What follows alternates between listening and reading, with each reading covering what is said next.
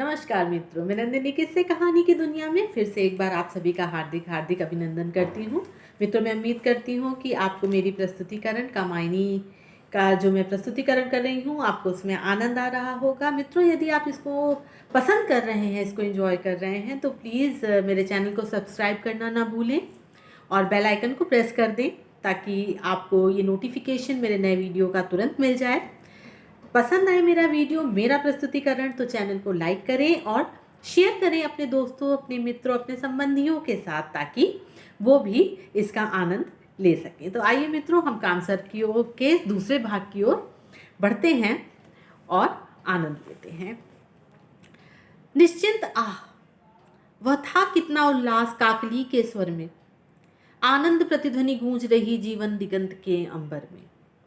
अब मनु सोचते हैं कि आह, यौवनावस्था कितनी सुखद होती है। जो यंग एज होती है वो कितनी अमेजिंग होती है, कितनी सुखद होती है। कोई चिंता हृदय में नहीं होती, मन मयूर नाचने लगता है, चारों ओर सुंदरता ही सुंदरता दिखाई देती है और मन इतना प्रसन्न रहता है, इतना प्रसन्न रहता है कि उसके मन में किसी भी प्रकार का दुख, भय, चिंता ऐसी कोई भावना व्याप्त ही नहीं होती है। जिस प्रकार जब बसंत ऋतु के आते ही कोयल गूंजती है, आप सभी ने देखा होगा कि जब कोयल गूंजती है तो उसकी ध्वनि जो है वो गूंजती है, जैसे साउंड जो उसका होता है वो इको करता है।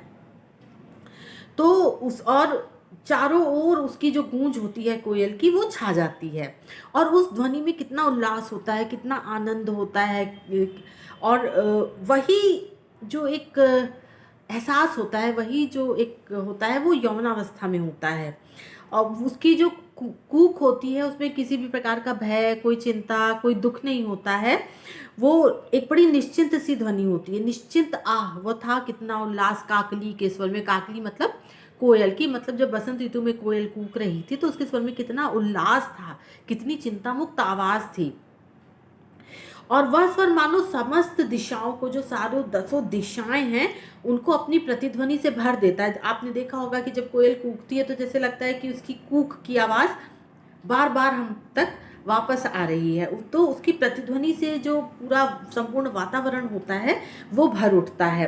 बिल्कुल वैसे ही जब हम मानव की आयु पर वसंत ऋतु आती है, मानव की आयु पे वसंत ऋतु मतलब यौवन काल, जब हम यंग एज में आते हैं, 16th ईयर के होते हैं हमारे ऊपर, एकदम हम यंग एज में हमने एंटर किया ही होता है, नया नया प्रवेश किया ही होता है। उस वक्त जो नवयुवक होते हैं, जो नवयुवतियाँ होती हैं, उनके अंदर किसी भी प्रकार की चिंता नहीं होती, उनको कोई परेशानी नहीं होती है और उनको जीवन की हर चीज़ सहज लगती है, सरल लगती है। कोई भी बाधा उनको बाधा की तरह नहीं नज़र आती है। वो अपनी ही दुनिया में मस्त रहते हैं, अपनी अटखेलियों में मस्त रहते हैं और समस्त वातावरण, उनकी जो हंसी मजाक है, इनका जो एक चिंता मुक्त हास्य है उससे गुंजित रहता है। बिल्कुल उसी तरह जैसे बसंत ऋतु आने पर कोयल की कूक से सारा वातावरण जो है वो भर जाता है। आगे प्रसाद जी कहते हैं कि शिशु चित्रकार चंचलता में कितनी आशा चित्रित करते, अस्पष्ट एक लिपि ज्योतिमयी जीवन की आंखों में भरते। अब यहाँ पे तुलना देखिए कि कितने खूबसूरत तरीके से की गई है। प्रसाद जी ने कितनी सुंदर तुलना की है। वो कहते हैं कि जब कोई बालक होता है, कोई नन्हा सा बालक होता है और उसके दिमाग में ये आ जाता है कि मुझे कोई चित्र बनाना है, उसके मस्तिष्क में वो रूपरेखा स्पष्ट होती है कि उसको ये चित्र बनाना है, पर वो कोई चित्रकार नहीं है, पर फिर भी वो अपने सारे साधन लेकर के बैठ जाएगा। कागज़ ले लेगा, पेंसिल्स ले लेगा, कलर्स ले लेगा और आड़ी तिरछी रेखाओं के द्वारा जो उसकी भावनाएं होती हैं उनको कागज़ पर उकेरने में लग जाता है और उसमें उस अपना जो उसके दिमाग में जो एक संरचना होती है उसकी विचार की कि उसको ये चित्र बनाना है, वो उसको किसी भी प्रकार उसमें उतार देता है। हालांकि वो एक सधा हुआ चित्रकार नहीं है तो वो बहुत अच्छा चित्र नहीं बनाएगा क्योंकि वो शिशु है। उसी प्रकार जो नवयुवक नवयुवतियाँ होते हैं वो अपने भावी जीवन के स्वप्न देखते हैं और उस स्वप्न को पाने का, उस स्वप्न को पूरा करने का वो भी वो स्वप्न देखते हैं। बिल्कुल उसी प्रकार जैसे एक शिशु अपने दिमाग में जो उसके चित्र है उसको आड़ी तिरछी रेखाओं के द्वारा किसी कागज पर उतारने की चेष्टा करता है, उसी प्रकार जो अल्हड़ युवक के प्रेमी प्रेमिका होते हैं, युवक युवतियां होते हैं, वो अपने भावी जीवन के स्वप्न बुनते हैं। उनको नहीं पता होता कि उनका वो स्वप्न साकार होगा या नहीं होगा, लेकिन उनको इस बात की कोई चिंता भी नहीं होती है कि उनका ये स्वप्न साकार होगा या नहीं होगा। वो तो वो नन्हे शिशु चित्रकार की भांति अपनी जीवन आशा का जो चित्र है वो बनाते रहते हैं और उसको विभिन्न रंगों से रंगा करते हैं, उसमें अलग अलग तरह के रंग भरा करते हैं। अस्पष्ट एक लिपि ज्योतिमयी जीवन की आंखों में भरते। और एक उनकी एक लिपि होती है जो स्पष्ट होती है, जैसे शिशु चित्रकार का चित्र है वो स्पष्ट नहीं होगा, बड़ा अस्पष्ट होगा, लेकिन उसमें वो अपना जो संदेश है या उसकी जो भावना है उनको वो उकेरता जरूर है। उसी प्रकार जो नवयुवक नवयुवतियां होते हैं वो अपने भावी जीवन का स्वप्न देखते हैं और उन स्वप्न को साकार करने के लिए विभिन्न प्रकार के रंग उसमें भरा करते हैं, विभिन्न प्रकार की कल्पनाएं किया करते हैं और इस विश्वास से परिपूर्ण रहते हैं कि उनका भविष्य जो होगा वो सुखमय होगा। ज्योतिमयी जीवन की आंखों में भरते, वो जो विश्वास की किरण है वो उनकी आंखों में होती है और उनको ये पूर्ण विश्वास होता है कि वो अपना स्वप्न साकार कर ही लेंगे और वो एक शिशु चित्रकार की भांति अपने भावी जीवन के स्वप्न बुनते ही रहते हैं। लतिका घूंघट से चितवन की वह कुसुम दुग्ध सी मधुधारा, प्लावित करती मन अजित रही, था तुच्छ विश्व वैभव सारा। अब यहाँ पर शब्दों की खूबसूरती देखिएगा कि आपने देखा होगा कि कोई बेल है, बेल मतलब जो किसी पौधे की जो लतर होती है, लता होती है, जो बेल होती है, वो कहीं ना कहीं उसको एक आधार चाहिए होता है, एक सपोर्ट चाहिए होता है। वो सपोर्ट के बगैर वो ऊपर नहीं चढ़ सकती, वो खड़ी नहीं हो सकती है। तो जिस प्रकार कोई जो लता होती है वो किसी आधार के सहारे खड़ी होती है और उसमें जब छोटे छोटे छोटे सफ़ेद सफ़ेद से फूल आने होते हैं और वो पत्तियों में छुपे होते हैं, वो पत्तियों की ओर से झांक रहे होते हैं, वो छोटे छोटे से जो पुष्प होते हैं, कोई सुंदर सफ़ेद फूल झांक रहा होता है, बिल्कुल ऐसा ही मनोहारी दृश्य होता है कि मानो कोई रमणी, रमणी मतलब कि कोई कन्या, कोई नवयौवना, कोई बाला, कोई महिला, एक जो कोई रमणी है या कोई बाला है, वो उसने घूंघट की ओट कर रखी है और वो घूंघट की ओट से अपने सुंदर सजीले नयनों से किसी को देख रही है और उसकी दृष्टि बहुत मधुर है, वो अपनी मधुर दृष्टि से किसी को देख रही है।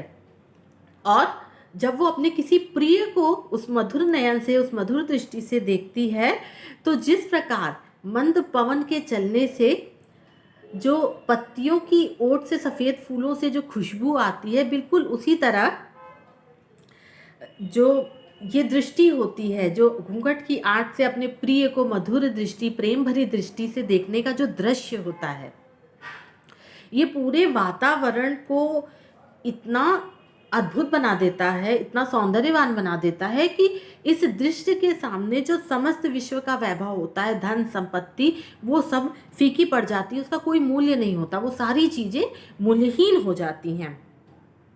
वैसे ही इस चंचल चितवन के आगे सारी चीज़ें मूल्यहीन हो जाती हैं। जिस प्रकार कोई बेल चढ़ रही हो, उसकी पत्तियों से झांकते सफ़ेद फूल से कोई हवा के झोंके के साथ खुशबू आए। तुलना देखिए कि कितनी खूबसूरत तुलना की गई है, एक बाला के मधुर नयन की पत्तियों से झांकते सफ़ेद फूल से, इतनी खूबसूरत तुलना है। वे फूल और वह हंसी रही, वह सौरभ, वह विश्वास धन्य, वह कलरव, वह संगीत उसे, वह कोलाहल एकांत बना। अब सहसा मनु जब ये सारी चीज़ों को याद कर रहे होते हैं और उनको वो पुरानी चीज़ें याद आती हैं, जब अप्सराओं के सौंदर्य से चिंता मुक्त दिन थे वो, उनके जब देवों का राज था, समस्त वैभव था, उल्लास था और अप्सराओं का सौंदर्य था और वो चिंता मुक्त दिन थे, सुख के दिन थे, और सहसा ही मनु जो है वो उदास हो जाते हैं। और सोचते हैं कि वह फूल फूल फूल की यहाँ जो तुलना है वो अप्सराओं से की गई है। यहाँ अप्सराओं के लिए फूल शब्द का इस्तेमाल किया गया है कि वो अप्सराएं जो थीं, वो उनकी सुगंधित सांसें जो थीं, अब उसकी जो खुशबू चारों ओर फैला करती थी। जब वो बोलती थी तो उनकी मधुर वाणी का जो वार्तालाप होता था, उनकी हंसी मानो कहीं घुंघरू से खनक रहे हों, और उनका जो संगीत होता था, वो तमाम चीज़ें कितना मन को आनंदित करती थी। वे फूल और वह हंसी रही, वह सौरभ, वह निश्वास धन्य। अब वो कह रहे हैं कि वो फूल, वो हंसी, वो खुशबू, वो जो है वो सब कितना था, और वो एक निश्वास छोड़ते, निश्वास मतलब एक निराशा से, और उन एक ठंडी सांस वो छोड़ते हैं। वह कलरव, वह संगीत, उसे वह कोलाहल एकांत बना। वो कहते हैं कि अब वो सारी चीज़ें, वो कोलाहल, वो जो दृश्य था, वो सब शांत हो चुका है, और अब यहाँ पर सिर्फ और सिर्फ एक एकांत रह गया है, एक सूनापन रह गया है। वो तमाम चीज़ें नष्ट हो चुकी हैं, उन सब का समापन हो चुका है, और अब यहाँ पर सिर्फ और वो सारा कोलाहल जो था वो एक सूनेपन और एक एकांत में परिवर्तित हो चुका। कहते कहते कुछ सोच रहे, लेकर निश्वास निराशा की, मनु कहते अपने मन की बात, रुकी फिर भी न प्रगति अभिलाषा की। अब मनु जब ये तमाम बातें सोच रहे हैं कि वो कितने सुखमय दिन थे, जब चारों ओर कोलाहल था, बालाएं थीं, मधु का प्याला था, सुंदर माहौल था, सारे सुख साधन थे, दुख का कोई नामो निशान नहीं होता था, हर ओर अप्सराएं अपने संपूर्ण सौंदर्य के साथ हंसती मुस्कुराती घूमा करती थी। जब वो बोलती थी तो चारों ओर वातावरण में मानो संगीत घुल जाता था, कितना सुंदर दृश्य होता था। और सोचते सोचते वो एक निश्वास लेते हैं, निराशा से एक सांस लेते हैं, और अपने मन की बात कहते कहते वो रुक जाते हैं। वो बात कहते कहते रुक तो जाते हैं, लेकिन फिर भी उनकी जो विचारों की डोर होती है वो नहीं रोकती। उनका जो विचार क्रम होता है उसमें कोई बाधा नहीं आती। क्षण भर के लिए उनका मन भटकता है, वो पुरानी यादों में, अपने विगत में वापस जाते हैं, अप्सराओं की, अपने पुराने जीवन की याद करते हैं, और फिर उनका जो विचार क्रम होता है, जो वो प्रकृति के साथ उन तमाम चीज़ों को जोड़ करके देख रहे होते हैं, वो विचार क्रम उनका चालू जो होता है वो कंटिन्यू हो जाता है, वो वापस वैसे ही चलने लगता है। ओ नील आवरण जगती के दुर्बोध न तू ही है इतना, अवगुंठन होता आंखों का आलोक रूप बनता जितना।